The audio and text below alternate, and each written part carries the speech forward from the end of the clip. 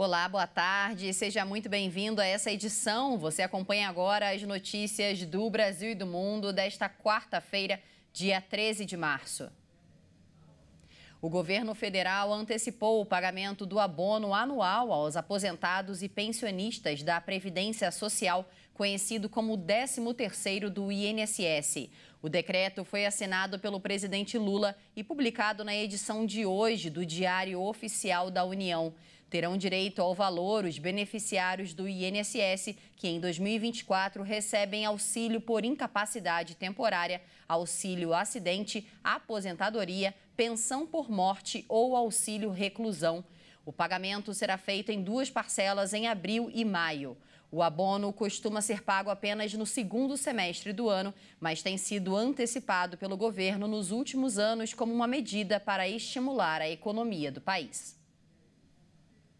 E a produção industrial recuou em 6 dos 15 locais pesquisados em janeiro. É a primeira queda em 5 meses. A pesquisa industrial mensal revelou uma queda de 1,6% na produção industrial brasileira em janeiro. O resultado alcançou 6 dos 15 estados pesquisados pelo IBGE. O destaque negativo foi o Espírito Santo, seguido pelo Pará e Rio Grande do Sul. Em seguida aparecem Goiás e Santa Catarina. Outros 9 locais mantiveram com resultados positivos. O maior destaque foi para o estado do Amazonas, que registrou a expansão mais elevada do mês. Mato Grosso, a região Nordeste, Bahia, Paraná, Minas Gerais, São Paulo, Rio de Janeiro e Pernambuco tiveram os demais resultados positivos do mês. E na comparação com o mesmo mês do ano anterior, houve crescimento de 3,6% no setor industrial do país, com avanço em 16 dos 18 locais pesquisados. O destaque foi para o Rio Grande do Norte e o Amazonas com as maiores expansões. O resultado de janeiro representa a primeira queda desde julho de 2023. No mês, 6 dos 25 ramos industriais pesquisados tiveram redução na produção. As principais influências no resultado de janeiro foram as atividades das indústrias extrativas, com queda de 6,3%, e produtos alimentícios, com a diminuição de 5% no mês.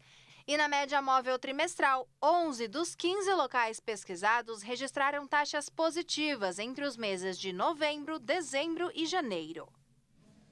E nós mudamos de assunto para falar sobre saúde. A pasta está recomendando o uso de testes rápidos para o diagnóstico da dengue, devido à situação alarmante aqui no país. Vale destacar que para os casos graves, o exame laboratorial permanece necessário. O teste rápido, recomendado pelo Ministério da Saúde, deve ser realizado entre o 1º e o 5º dia de sintomas, período em que a maioria dos pacientes busca um serviço de saúde. Mesmo em casos de resultado negativo, o paciente deve ser monitorado e ações estratégicas, como a hiperidratação, devem ser adotadas. Também foi elaborada uma nota técnica para orientar profissionais da saúde de estados e municípios sobre o uso de testes rápidos para a dengue. Para casos graves de dengue, a orientação da pasta permanece sendo a realização de exame laboratorial e não do teste rápido, já que esse exame tem limitações, como a incapacidade de rastrear o sorotipo de dengue que causou o agravamento do quadro do paciente. A pasta também confirmou as tratativas com a Agência Nacional de Vigilância Sanitária para a comercialização de autotestes para dengue no Brasil. E por falar em dengue, uma cidade do interior aqui de São Paulo está conseguindo controlar os casos da doença com uma armadilha para capturar o mosquito. A iniciativa reduziu os casos em mais de 60%. Enquanto o Brasil vive uma explosão de casos de dengue, a cidade de Santa Rosa do Viterbo, localizada na região metropolitana de Ribeirão Preto, teve apenas 12 casos da doença neste ano e nenhuma morte. A prefeitura espalhou 96 armadilhas em casas e estabelecimentos comerciais do município, com 26 mil habitantes. As armadilhas imitam criadouros de mosquitos e levam um composto químico que atrai o Aedes aegypti. E enquanto o mosquito entra para colocar os ovos, fica preso em um cartão adesivo na lateral interna da armadilha. Agentes de saúde fazem uma coleta dos mosquitos uma vez por semana para analisar se estão infectados com o vírus da dengue e qual a variedade. Se um mosquito é identificado com o vírus, também acontece um mutirão de limpeza e pulverização no local onde ele foi capturado. Depois dessa estratégia, o município registrou uma queda significativa no número de pessoas que tiveram dengue. Dos 399 casos contabilizados em 2022, passou para 148 em 2023, quando a armadilha foi adotada, uma redução de 63%. E nos destaques internacionais, pelo menos 60 pessoas morreram e 23 ficaram feridas nas últimas 3 semanas no Afeganistão devido a nevascas e às chuvas. O final do inverno é tradicionalmente um período mortal no país da Ásia Central, especialmente devido às enchentes. A pasta também disse que mais de 1.600 casas foram destruídas ou danificadas em todo o país e quase 178 mil animais morreram. O final do inverno costuma ser um período de mau tempo mortal no Afeganistão, especialmente devido às enchentes. A cidade de Herat, no oeste do país, sofreu inundações por conta das fortes chuvas que caem desde segunda-feira à noite. 5 pessoas de uma mesma família morreram e outras 2 ficaram feridas na última terça, depois que o telhado de uma casa desabou.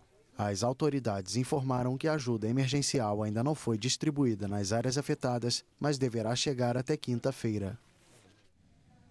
E nos Estados Unidos, a Câmara dos Representantes aprovou um projeto de lei que pode proibir o TikTok no país se a rede social não cortar laços com a empresa matriz e com a China. Foram 352 votos favoráveis à medida e 65 contrários, em um raro momento de unidade bipartidária em plena campanha eleitoral. A lei ainda precisa passar por uma aprovação no Senado, onde o resultado é incerto. A iniciativa do Congresso é até agora a maior ameaça enfrentada pelo aplicativo de vídeos curtos, muito popular em todo o mundo, especialmente entre os jovens. Por ter uma matriz chinesa, o TikTok é uma preocupação para os Estados Unidos, que acusam a plataforma de permitir a Pequim espionar e manipular cerca de 170 milhões de usuários. E por hoje é só, essa edição termina aqui. Eu agradeço demais a sua companhia e te convido a ficar ligado na nossa programação. Até mais!